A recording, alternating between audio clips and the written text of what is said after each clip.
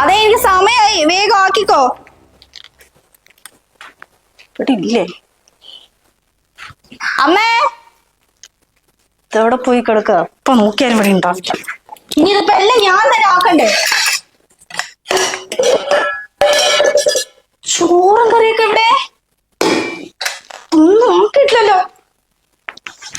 അതെ അതെ, എന്താ സന്ധി രാവിലെ തന്നെ ഒച്ച ഉണ്ടാക്കുന്നത്? രാവിലെ എണിച്ച് എനിക്ക് പോണെന്നറിയില്ലേ? ഇത്രയും നേരമായിട്ട് അടുക്കളയിൽ ഒരു സാധനം ഉണ്ടാക്കിയിട്ടില്ല. നിങ്ങളുടെ അമ്മ എവിടെ പോയി കിടക്കുക? ഒന്നും ഉണ്ടാക്കിയില്ലെന്നോ? അല്ല, ഈ അമ്മ രാവിലെ തന്നെ എവിടെ പോയി കിടക്കുക? അത് നിങ്ങൾ എന്നോടാ ചോദിക്കുന്നത്? രാവിലെ എണിച്ച് ആരെങ്കിലും വീട്ടിൽ വറുത്ത്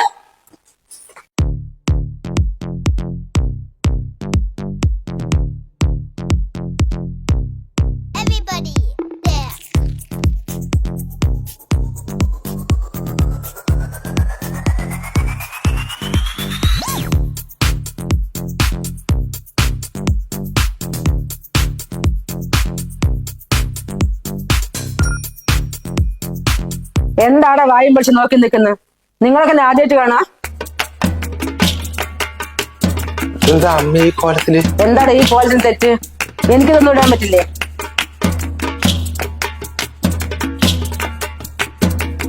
അല്ല, രാവിലെ തന്നെ ഇതൊക്കെ ഇട്ടിട്ട് എവിടെ പോയതാ? ഞാനൊന്ന് നടക്കാൻ പോയതടാ. എനിക്ക് എന്റെ ആരോഗ്യം ശ്രദ്ധിക്കണ്ടേ? വയസ്സാം കാലത്ത് ഒരു കോപ്രായം. നിങ്ങൾ ആരോഗ്യം നോക്കി എന്തോ ചെയ്. രാവിലെ എനിക്ക് ചോറും കറിയും ഉണ്ടാക്കിയിട്ട് നടക്കാൻ പോകാൻ തേയൊക്കെ ചെയ്യാൻ ഞങ്ങൾക്ക് പോണ്ടതല്ലേ ജോലിക്ക്? ഞാൻ രാവിലെ ഒരു കട്ടൻ ചായ 2 കഷ്ണം ബ്രെഡേ കഴിക്കുള്ളൂ. പിന്നെ ഉച്ചയ്ക്ക് കുറച്ച് ചോറ്. അതിനു വേണ്ടി എന്തിനാ ഞാൻ പുലർച്ചെ ചോറും കറിയും ബ്രേക്ക്ഫാസ്റ്റ് ഒക്കെ ഉണ്ടാക്കിയിട്ട് എന്റെ ആരോഗ്യം കളയാൻ നിൽക്കുന്നത്? നിങ്ങൾ രണ്ടാളിന് കയ്യും കല്ലും ഒരു കുഴപ്പമില്ലല്ലോ, വേണമെങ്കിൽ ഉണ്ടാക്കി കഴിക്കും. എന്നെ എന്ത് കണ്ടു നിൽക്കുന്ന? എന്ത്? ഞങ്ങൾ ചോറും കറി ഉണ്ടാക്കണമെന്നോ? അതെ, നിങ്ങളെ പോലെ ഒരു പണിയില്ലാതെ ഞങ്ങൾ വീട്ടിൽ വെറുതെ ഇരിക്കല്ല, ജോലിക്ക് പോകുന്നവരാ. അതെ മോളെ, ഒന്ന് അടങ്ങ്. നീ എങ്ങോട്ടാ കയറി പോകുന്നത്? ഞാൻ കുറെ കാലമായി കേൾക്കുന്നു വെറുതെ വീട്ടിലിരിക്കല്ലേ എന്ന്. ഞാൻ എപ്പോഴാണ് വെറുതെ വീട്ടിൽ നിൽക്കുന്നത്? രാവിലെ മുതൽ രാത്രി വരെ നിങ്ങളുടെ എല്ലാ പണി ഞാനല്ലേ ചെയ്തു തരുന്നത്. അതെ, നിങ്ങളുടെ രണ്ടാളുടെ അവതാരത്തിൽ ഞാൻ കഴിയുന്നില്ല. എന്റെ ഭർത്താവ് ആകുന്ന കാലത്ത് കുറച്ച് പറമ്പ് വാങ്ങിയിട്ടുണ്ട് എന്റെ പേർക്ക്. അതൊന്ന് മാസം 10-15 രൂപ ആദായം കിട്ടുന്നില്ലേ? അല്ല, മുഴുവൻ നിന്റെ ഭർത്താവല്ലേ വാങ്ങിയെടുക്കുന്നത്? അത് എനിക്ക് അവകാശപ്പെട്ടതാ. 1 രൂപ പോലും എനിക്ക് കിട്ടുന്നില്ല. പിന്നെ ഇരിക്കുന്ന വീടുണ്ടല്ലോ, അതും എന്റെ പേർക്കാ.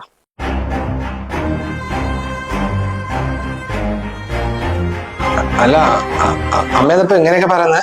പിന്നെ എങ്ങനെ പറയാതിരിക്കോടാ? അങ്ങനെ നിങ്ങൾ രണ്ടാളും എന്നോട് ചെയ്യുന്നത്. എന്തോ എന്റെ അന്ന് പൊട്ട ബുദ്ധിക്ക് വീടും പറമ്പും വിറ്റും മക്കളെ വിദേശത്ത് പഠിപ്പിക്കാൻ പറഞ്ഞതാ. അങ്ങേർക്ക് ബുദ്ധിയുള്ളതുകൊണ്ട് അത് ചെയ്തില്ല. അങ്ങേര് അന്നേ പറഞ്ഞതാ, വയസ്സാം കാലത്ത് മാതാപിതാക്കളുടെ പേരിൽ ഒന്നുമില്ലെങ്കിൽ മക്കളുടെ മുന്നിൽ വെറും ചവറ് കുപ്പിയാകുന്നുള്ളത്.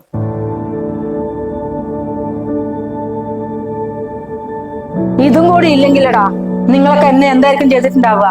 അതുകൊണ്ട് മക്കൾ ഇന്നത്തോടെ ഈ പരിപാടി ഇവിടെ തന്നെ നിർത്തിക്കോ. രണ്ടിനും നല്ല ആരോഗ്യം ഉണ്ടല്ലോ, മാറി മാറി വീട്ടിലെ പണി ചെയ്യും.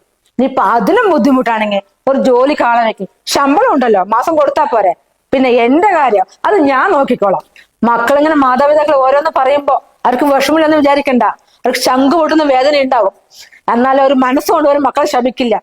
ശപിച്ചാൽ മക്കൾക്ക് താങ്ങാൻ കഴിയില്ല എന്നവർക്ക് നല്ലപോലെ അറിയാം. അതാണ് മാതാപിതാക്കൾ. നിങ്ങളുടെ മക്കളും വലുതാവുമ്പോ ഇതുപോലെ നിങ്ങളെ കൊണ്ട് ചെയ്യുമ്പോഴേ നിങ്ങൾക്ക് ഞങ്ങളുടെ വിഷമം എന്താണെന്നറിയും.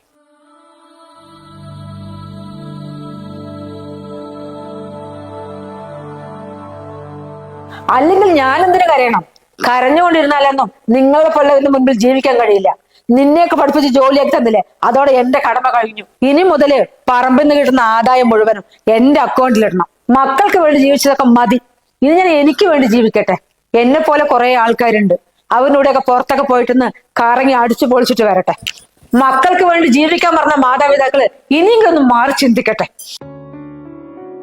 സ്വയം ജീവിക്കാതെ മക്കൾക്ക് വേണ്ടി മാത്രം ജീവിക്കുന്ന മാതാപിതാക്കളാണ് നമ്മുടെ നാട്ടിൽ ഏറ്റവും കൂടുതലുള്ളത്. അതുകൊണ്ട് തന്നെയാണ് ഇവിടെ വൃദ്ധസദനങ്ങളുടെ എണ്ണം കൂടിക്കൂടി വരുന്നത്. അതുകൊണ്ട് ഇതുപോലത്തുള്ള മാതാപിതാക്കൾ ഇനിയെങ്കിലും സ്വയം ചിന്തിച്ചു തുടങ്ങി നിങ്ങൾക്ക് വേണ്ടി കൂടി ജീവിക്കാൻ ശ്രമിക്കുക.